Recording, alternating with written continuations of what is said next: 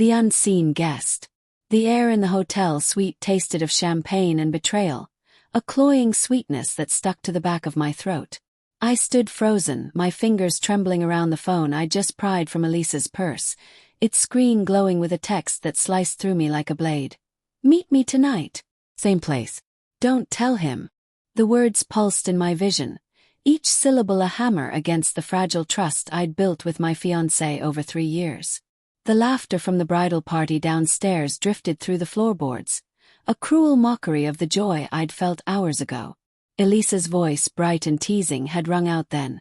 "Don't ruin the bride's mood over some minor crisis," she'd said, brushing off my worry about her late-night errands. Now, those words felt like a lie I'd been too blind to see. I sank onto the edge of the bed, the satin sheets cool against my palms, the room's opulence, chandelier glinting, roses wilting in their vase, closing in like a gilded cage. My mind raced, replaying the past few months. Elise's late-night phone calls, always dismissed as work stress. Her sudden need for space during our wedding planning, chalked up to nerves. The way her eyes darted away when I asked about her new perfume, sharp and unfamiliar, clinging to her skin like a stranger's touch. Each memory was a splinter, small but sharp, embedding itself deeper as I tried to rationalize them away. She wouldn't. Not Elise. Not after everything we'd survived. My father's death, her mother's illness, the nights we'd clung to each other like lifelines. I scrolled through her phone, guilt twisting in my gut like a living thing. The texts were from Alex, a name I didn't know, saved with no last name, no context. "You looked beautiful last night. Can't stop thinking about you." Each message was a fresh wound, but I kept reading, unable to stop, like pressing on a bruise to feel the pain. The timestamps stretched back months, overlapping with moments I thought were ours. Our anniversary dinner, the weekend we picked out her ring. My breath hitched, a sound I barely recognized, raw and broken. I wanted to scream, to hurl the phone against the wall, but instead I sat there paralyzed, as the world I'd built with her crumbled. Downstairs, the bridal party's chatter grew louder, glasses clinking, someone shouting for another toast. I could picture Elise, radiant in her rehearsal dress, her laughter a melody that had always felt like home. How could she be this person? The woman who'd cried in my arms when I proposed, who'd promised forever under a sky bruised with stars. Doubt crept in, whispering that I was overreacting, that there was an explanation. Maybe Alex was a friend, a coworker, a misunderstanding. But the intimacy in those texts, the casual, searing familiarity, choked that hope before it could take root. I forced myself to stand, my reflection in the mirror a stranger's. Hollow eyes, jaw tight, tie loosened like a noose. I had to confront her, but how? Burst into the party, demand answers in front of her family, our friends. The thought made my stomach lurch.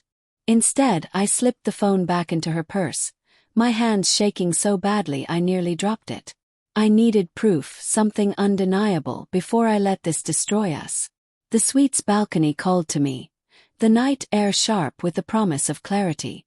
I stepped outside, the city's hum below a distant roar, and lit a cigarette, a habit I'd quit for her. The smoke curled into the darkness, and I wondered if I was betraying her by doubting her, or if she'd betrayed me first. The next hour passed in a haze. I rejoined the party, my smile a brittle mask, nodding at toasts, laughing at jokes that tasted like ash. Elise was magnetic, flitting between guests, her hand brushing mine with a warmth that now felt like a lie. "You okay, love?" she asked, her green eyes searching mine, and for a moment I almost believed she cared. "Just tired," I lied, my voice steady despite the storm inside. She squeezed my arm, her touch both anchor and agony, and moved on to charm her maid of honor. I watched her, cataloging every gesture, every glance, for signs of deceit. Was her laugh too bright? Her hugs too lingering? The room spun with suspicion, every detail a potential clue. When her phone buzzed in her purse, left carelessly on a chair, my heart lurched. I waited until she was distracted, then slipped away to check it. Another text from Alex. "Room 412. I'm here."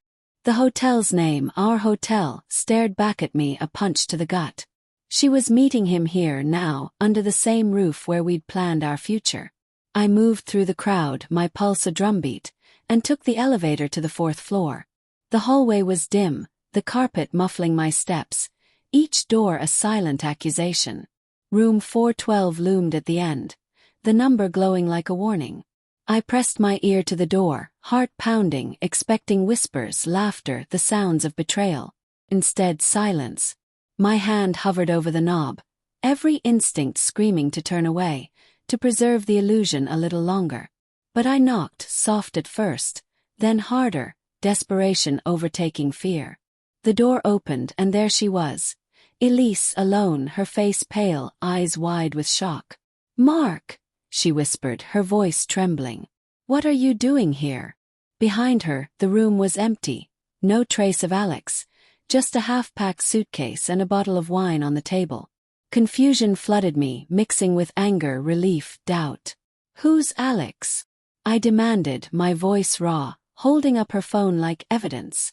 Her expression crumpled, not with guilt, but something else. Fear, maybe, or sorrow. "He's my brother," she said, her words barely audible. "Mark, I didn't want you to find out like this." My mind reeled, grasping for sense. "Your brother?" I spat, disbelief sharpening my tone. "You don't have a brother." She sank onto the bed, tears spilling, and the story poured out. Alex, her half-brother, estranged, recently released from prison. She'd been helping him, hiding it to protect me from her family's shame, afraid I'd judge her for his past. The texts, the secrecy, the late nights. All for him, not a lover. Relief washed over me, but it was tainted, heavy with the weight of my distrust. "I didn't tell you because I was scared," she sobbed, reaching for me. I stepped back, the sting of her secrecy cutting deeper than I expected. "You lied," I said, my voice breaking. "You let me think." The words died, replaced by a hollow ache. I wanted to hold her, to erase the last hour, but the trust we'd built was fractured, a mirror cracked by good intentions. As I walked away, her cries echoing behind me, I realized the true betrayal wasn't an affair. It was the silence she'd chosen over me. The wedding was tomorrow, but tonight, I didn't know if we could survive the unseen guest of doubt.